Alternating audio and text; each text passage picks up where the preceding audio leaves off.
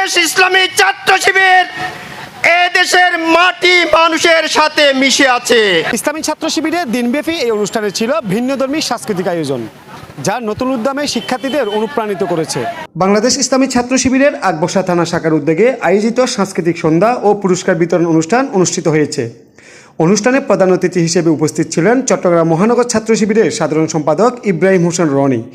বিশেষ অতিথি হিসেবে উপস্থিত ছিলেন বাংলাদেশ জামায়াতে ইসলামী সীতাকুণ্ড আসনের সংসদ সদস্য পদপ্রার্থী আনোয়ারুল সিদ্দিক চৌধুরী এবং বিশেষ মেহমান হিসেবে উপস্থিত ছিলেন আকবর্ষা থানার জামায়াতে ইসলামীর আমির আব্দুল হান্নান চৌধুরী। অনুষ্ঠানে সাংস্কৃতিক পরিবেশনার পাশাপাশি কুইজ প্রতিযোগিতা অনুষ্ঠিত হয়েছে। এ সময় প্রতিযোগিতার বিজয়ীদের মাঝে পুরস্কার বিতরণের মধ্য দিয়ে অনুষ্ঠান শেষ হয়। ভবিষ্যৎ নেতৃত্বের জন্য ইসলামী ছাত্র শিবিরের এমন আয়োজন শুধুমাত্র অনুপ্রেরণা নয়, বরং এটি শিক্ষার্থীদের নৈতিক মূল্যবোধে এগিয়ে নিতে গুরুত্বপূর্ণ ভূমিকা রাখবে বলে জানান এখানকার আয়োজক কমিটিরা।